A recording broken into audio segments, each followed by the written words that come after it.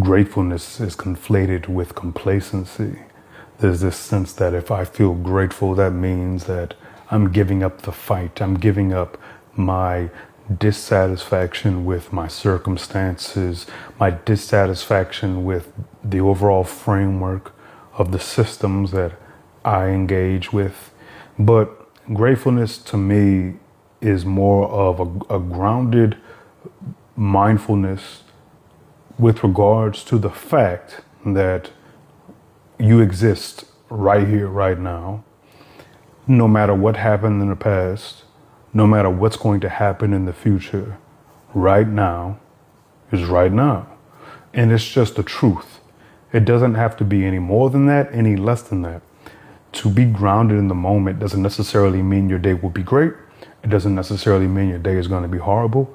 All we're trying to do here is calibrate the psyche, calibrate the internal environment to be well adjusted.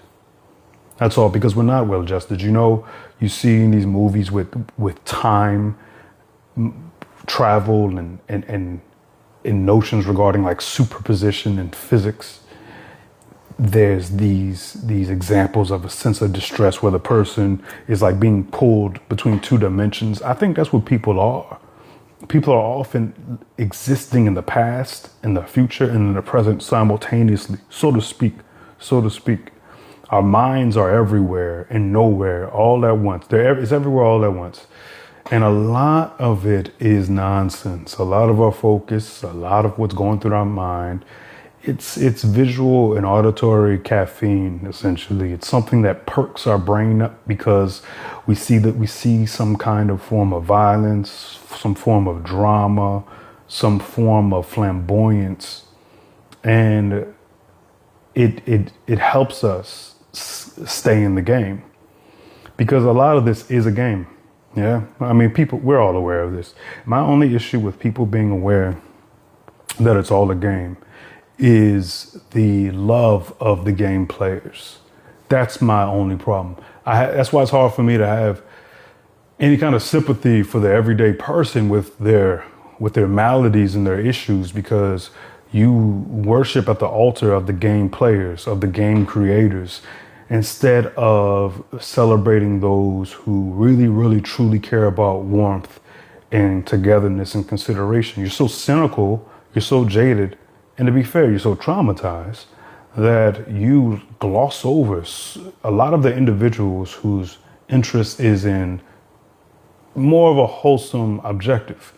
But I understand those people get weeded out, or rather pushed to the background, because drama is the name of the game. Yeah, flamboyant drama is the name of the game. That's what gets everybody's blood going. And what do? Let's fight. Let me ridicule you. Let me be superior to you. Let me show you how stupid you are.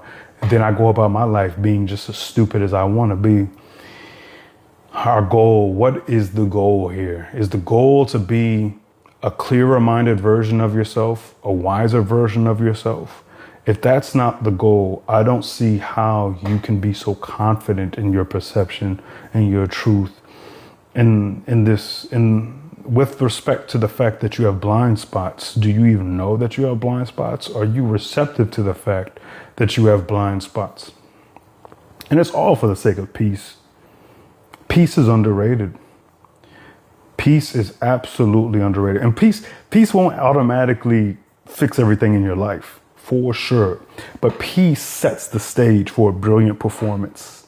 Peace sets the stage for you to be that version of yourself that is most healthy and ideal. But you have to do the work. That's the other thing, right? That word work has become stigmatized, and there's a pejorative behind it, because people's everyday work, they find it so dissatisfying, or they find it so tiring and fatiguing. And I understand, I hear you, but whether you're doing something you hate, or whether you're doing something you love, that word work is going to be there. Work should and must be a component of our efforts, of our interest, because every creature that you observe in this natural world, they're putting in work, believe it or not. Even though, I saw a girl say, I'd rather be a roach running around than having to pay bills. And I understand that notion of like a roach is more free than I am as a human being, because a roach doesn't have to do this or pay bills. There's that ongoing joke. Animals don't have to pay taxes. Dude, the natural world is brutal. And all these animals and creatures, even freaking single-celled organisms, they're putting in some kind of work, man. It's like there's some kind of effort, there's some kind of momentum, there's some kind of striving, whether it's destructive or not, whether it's helpful or not. And so as human beings, it would behoove us to engage in work as well.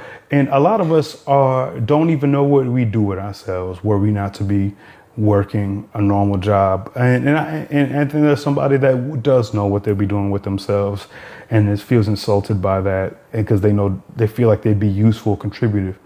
But our goal should be to be useful and contributive. Our goal should be to be the best version of ourselves, not just for self-centered, selfish reasons, but so that we can have great experiences with the people we care about.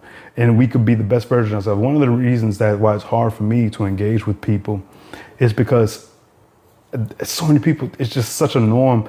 They just care about drama. I just want to get some drama in. They care about manufacturing. They're so eager to be offended. That it's true. A lot of people, everybody now, it used to be this more so in a political context. People now have this eagerness to misunderstand and eagerness to be offended. And I notice it's for the sake of winning and maintaining what little stable psychology they have, because it's like the straw that broke the camel's back, mentally speaking, for people. What I'm witnessing is people being so overpolluted and so cognitively overweight, so to speak, so cognitively obese, mentally obese, that they're like, I can't stand one more sentence of information. And so there's this combativeness, I would argue, to maintain positions. There's this combativeness to not form new thoughts, to not have new reflections, because it's just all too much. It's just too much. And that's the name. But see, this is where peace comes in. What peace helps facilitate is a detox from the too much. It's underrated. Peace is 1000% underrated. All that being said, man, it's a striving. There is work involved, but there is perspective is the greatest position. It's a positioning. It's not about the destination, but are you even on the right path, right? It's not about the destination, but are you even on the right path? Are you even going in the appropriate direction? And so I think the least we can do is adjust ourselves and calibrate ourselves so that we are at a minimum heading in the right direction. And I suppose all I'm just trying to do is speak to that. Bless you.